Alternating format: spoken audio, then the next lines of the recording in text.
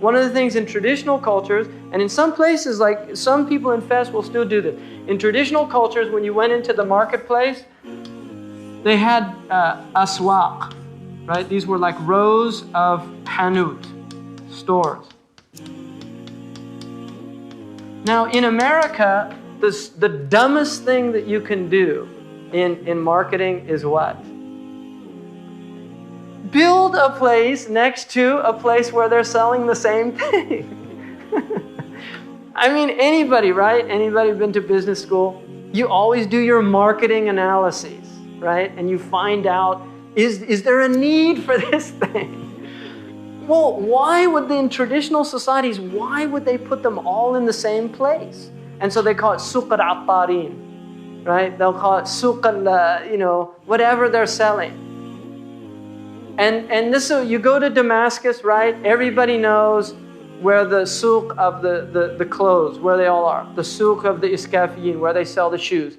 Right? Everybody knows where to go. They're all sitting there. Not only do they all sit there together, but traditionally, they usually prayed together. They were friends. They often were in guilds together and actually apprenticed people, and they were often attended the same circles, had the same shaykhs. They were best friends, seriously.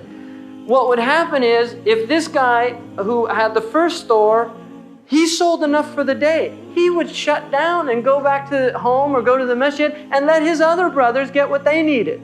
Now, I'm not making this up. It's hard to believe that there were actually people like this on the planet. But it's really true. And there's still a few left. I mean, they're really old usually, and their sons think they're idiots. Right? Because they've been to business school and have their MBAs now. Right? No, seriously. There's all these books, how to swim amongst the sharks. Right? No, there's business books in this culture teaching you how. They have an ad in, I think it was Time or U.S. News and World Report. It shows this guy looking in the mirror, a young guy looking in the mirror. He's in like a hotel, and it says he's going to eat the competition for breakfast. And then down below, written on the window, and then down below it says, and then he's going to take his kids to Marine World. And it's like an ad for a hotel. So this is, this is the world and this is what he's saying is, we want to purify ourselves from all this stuff. We don't want to be like that. We want to actually coexist with other people. Right? The Prophet ﷺ said the disease, da'ul umam, is tanafus, competition over dunya. That is the disease of civilizations. And he said that is what will destroy them in the end. Because in the end, if here's your philosophy, us against them, the problem is their philosophy is us against them. So everybody's philosophy is us against them. And unfortunately for other people, you're their them, just like they're your us. Right? So you wipe them all out. In the end, everybody gets wiped out, right? Because they're out to wipe you out. You're out to wipe them out.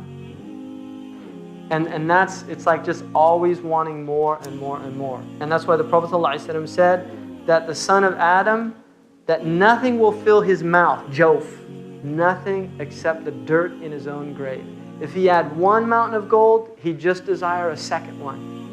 Nothing's going to fill you. And then he said, لا يشبع إثنان طالب العلم وطالب الدنيا. Two people will never be quenched, seekers of knowledge and seekers of dunya. So you choose. You choose, right?